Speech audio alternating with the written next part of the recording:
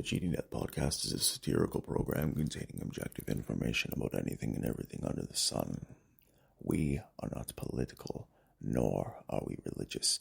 We are analytical, perhaps a bit prodigious. You, dear listener, understand that this world is filled with calamity and cataclysms. However, does that mean that we need to turn away and run in the opposite direction? No, it does not.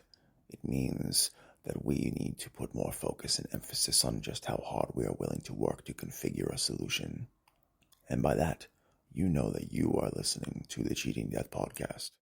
On today's episode of the Cheating Death podcast, ladies and gentlemen, we provide insight on why the United States of America is not a democratic institution, despite concepts and common occurrences of individuals believing that their vote matters. There are a litany of examples that prove as to why this is not ultimately the case. We also provide you with a top 5 list of more flags, dear listeners. Yes, we are in flag country today, as well as we provide you with an all-new Annihilation Announcement, an all-new joke of the episode, and much, much more. When we ask ourselves exactly what we are able to do to focus and to provide an opportunity for us to expand our minds, we must find entertaining and amusing situations. So head on over to Instagram.com/backroomcomedyclub and follow all of the legendary comedians and producers, associate personnels, directors, and extraordinary individuals within the confines of our links in the episodes and in the podcast description.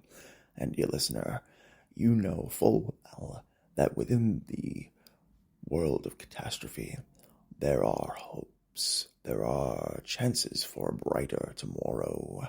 And you, dear listener, you know what to do by now. Grab yourself that iced coffee, put your feet up on that table, and let us tell you how you can cheat death.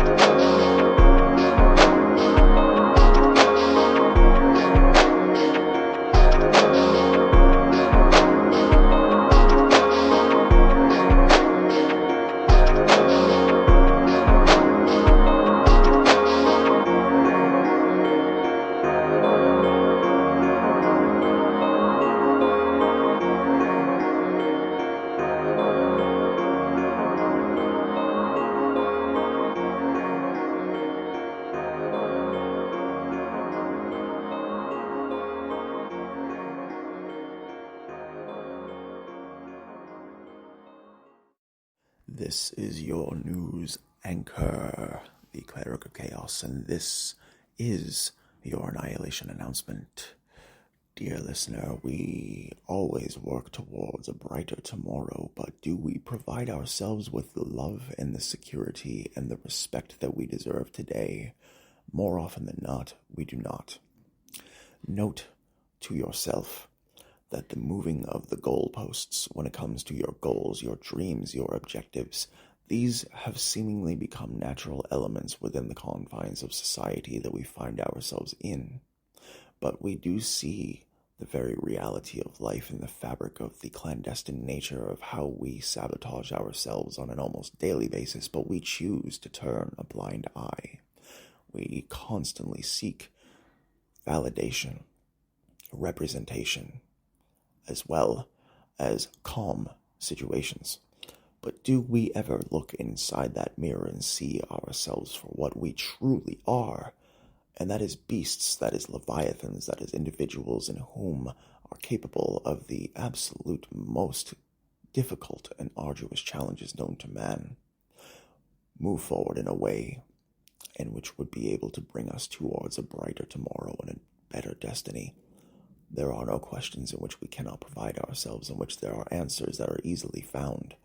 Because the human nature is to constantly ask, constantly learn, constantly grow, and yet we find ourselves being suppressed at almost every single level, and more often than not, that suppression comes from within. It does not come from external stimuli or sources. We choose to lock ourselves into mental boxes to which we feel that we have lost the key, but in actuality, the key is inside of us all along. We need to focus and we need to understand and believe in everything that we are doing. Otherwise, what is the point? There is no particular endeavor in which is too strong for humans to face at this particular juncture in history. So look in that mirror. Ask yourself how you are going to accomplish your task. Smile and prepare yourself for your future. This has been your news anchor, the Cleric of Chaos, and this has been your Annihilation Announcement. Willkommen, willkommen, willkommen, meine Freunde. Guten Morgen, guten Tage und eine gute Nacht. Ist deine Reisende und deine Ausländer, deine Allesfresser, deine Künstler, deine Schauspieler, deine Vernichter. Und ist deine Herz gebrochen? Ich will eines meiner Freunde. Ich bin bereit. Wohin das was ist und heute ist ein schöner Tag. Today, dear listeners, we provide you with a little bit of a treat, and we explain to you as to how and why the United States of America is indeed not a democratic institution, merely one that masquerades as a democratic and progressive movement. For you see, dear listeners, ever since the United States of America's formation in 1776, the whole ideology that it was for the people, by the people, and each and every single individual so shall have their equal say, was always met with footnotes, caveats, and small little memorandums in which were required in order for them to see exactly whose vote counted. Understand, dear listeners, that ever since the formation of the country, the vote has been skewed towards the upper echelon, the upper elites, for as we are well aware, slavery took place in the 1700s, the 1800s, and even into the 1900s in modern day. But it began way there at the beginning of 1609, back when the Dutch were finally making a decision to move from Europe all the way over to North America. To this day, in Manhattan, in Brooklyn, the Bronx, you can see for yourself exactly what type of inspiration the Dutch had upon the creation and the formation of North America. You may even go to Cape Cod in Massachusetts. You may visit Delaware. You may visit Rhode Island and see small snippets, small little bits and pieces of what the Dutch had done in order to create their own idea of what their new nation was going to be. And even then, there was a skewed line of voting, a very bizarre way of pitching the new revolution, the new regime politically as well as geographically. And that did not get lost when the 1776 era was upon us, when the Mayflower crossed over and had Thanksgiving with the Pilgrims. Do you think it was as genuine, as reasonable, as feasible, and as beautiful as the textbooks in history class in America make it out to be? Absolutely not. For you see, dear listener, the issues that were held within the lines of the protocols of the votes, the democratic and the political system in 1776 when George Washington was elected the first president of the United States of America. The vote was always meant to benefit a select few. The vote was always meant to benefit those in whom were in power and those in whom benefited directly from their contributions to said power as well. We ask ourselves exactly how and why it got to that point, and how the United States of America was able to create a completely unique country on the basis of the voting as well as the elected register system. But we look no further, dear listener, than providing an answer to that question by providing you with a term. Let us see if you know what it means. Gerrymandering is the term that we are speaking of today, dear listeners. For you see, gerrymandering in and of itself is defined as a political manipulation. Well, political manipulation of what, you ask?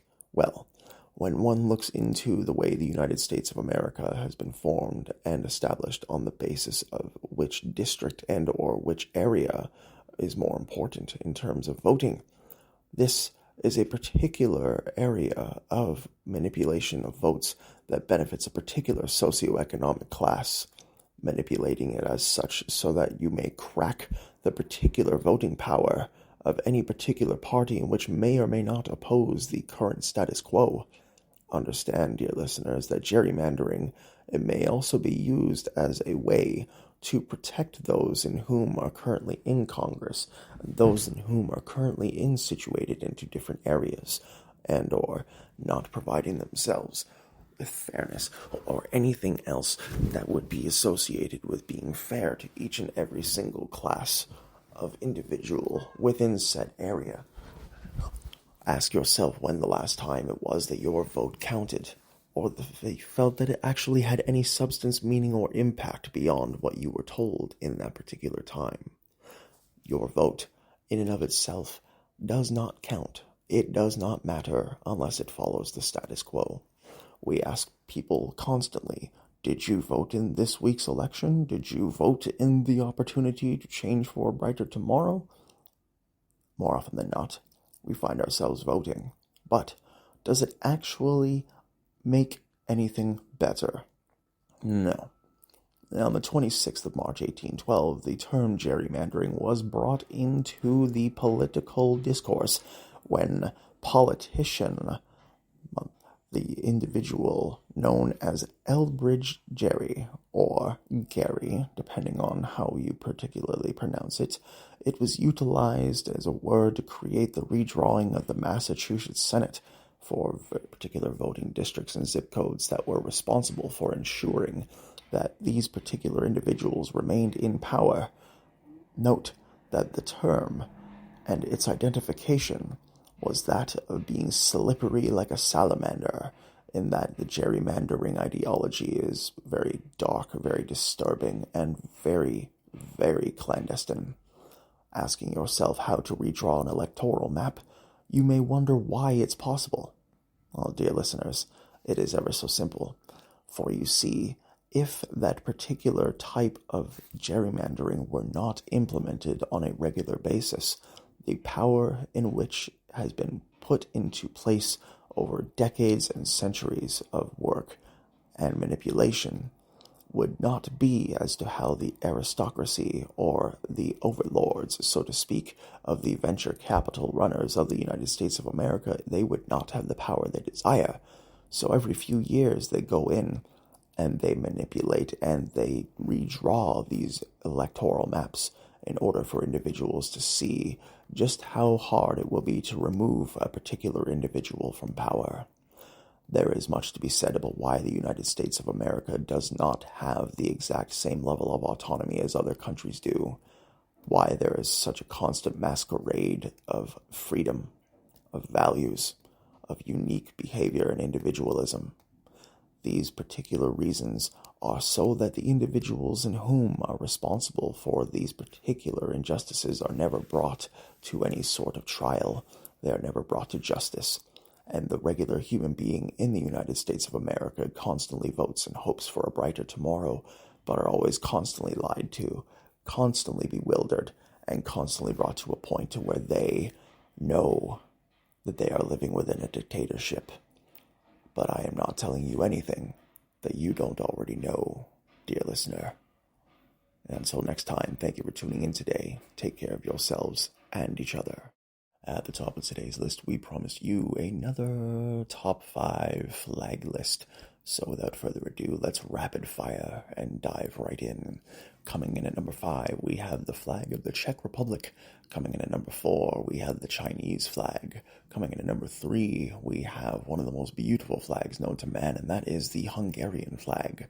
Coming in at number 2, we have one of the most unique and inspiring flags of any particular statehood, and one that might surprise some people, but we have the flag of Ohio, for it is one of the only flags ever in history to be in circulation, as well as to have a pinwheels type attachment to it, with triangles rather than a straight rectangle. And of course, dear listeners, coming in at number 1, we have one of the best flags of all time, the flag of the German Democratic Republic. What are your top 5 favorite flags? Feel free to email us at thecheatingdeathpodcast@gmail.com or comment beneath this video. Today's joke has been brought to you by the Cleric of Chaos. The tides of war should never, ever be forgotten. However, one must understand that if we were to try to use ChatGPT to navigate a minefield, we wouldn't end up going in one direction. We would end up everywhere. Over the course of time, the United States of America has proven itself to be quite the bothersome individual as it pertains to the perception that individuals are so free in their way to vote that they have the ultimate opportunity to choose for themselves exactly how and why their country is shaped going forward. But this could not be any further from the truth, dear listener. We take into account exactly what is required for people to see exactly what needs to be done. But from that particular perspective, we see the end of all things as being a particular calamity in which they must avoid. Now, this being the end of all things, methodology and or ideology, the United States of America operates under what is called constant pressure, constant tyranny, as well as constant fear-mongering that is perpetuated by the government in and of themselves at a federal and a state level.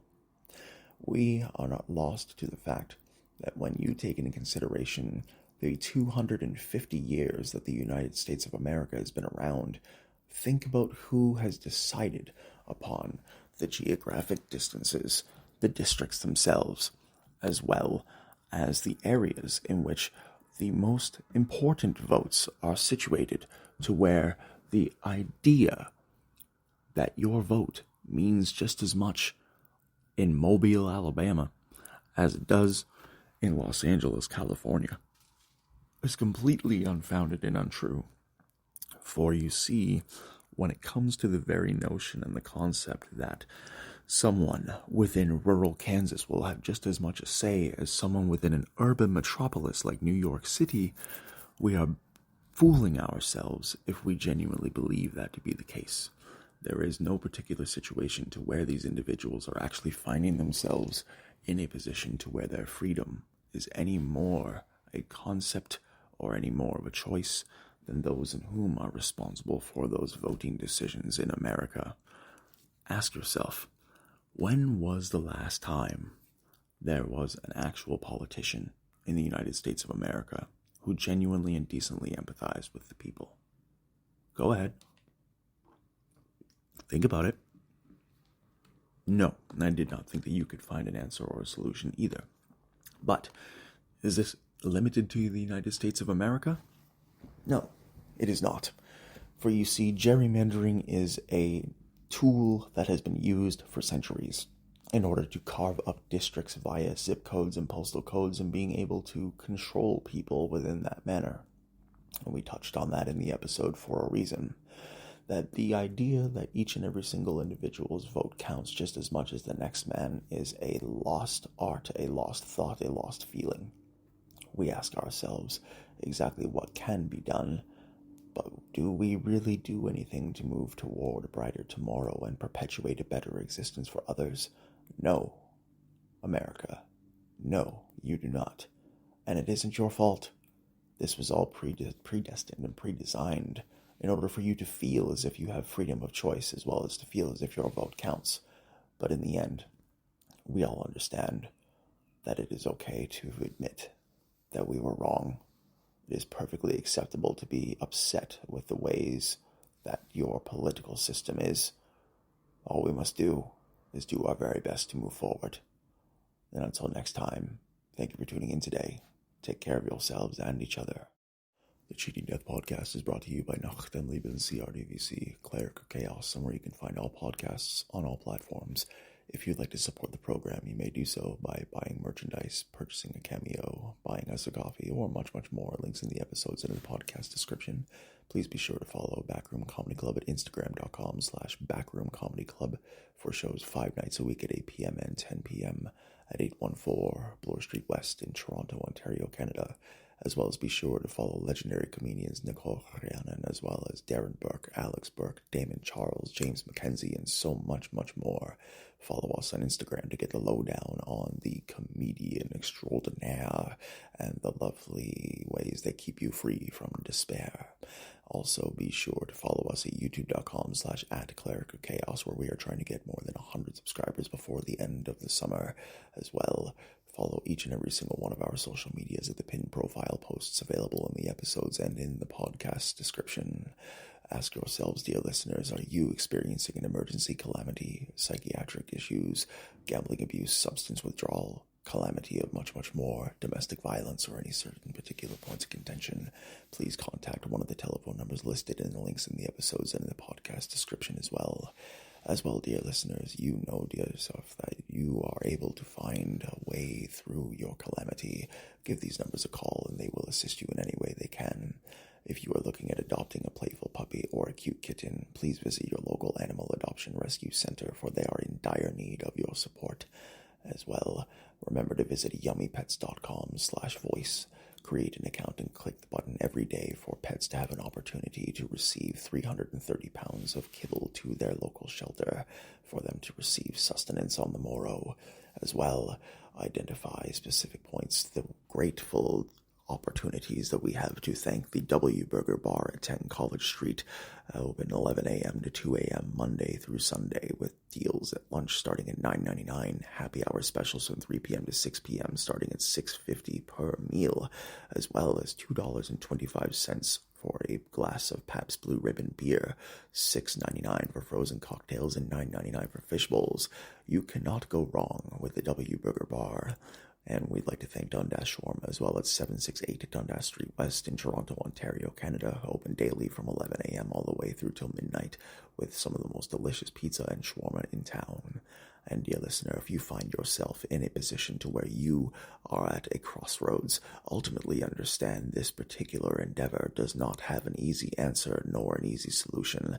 There is no one-track way for you to look through and identify the end from the very beginning. The horizon will provide you with focus and will give you perspective. But that does not mean that you yourself are lost. It just means that you are finding your way. Remember, we're pulling for you. We're all in this together.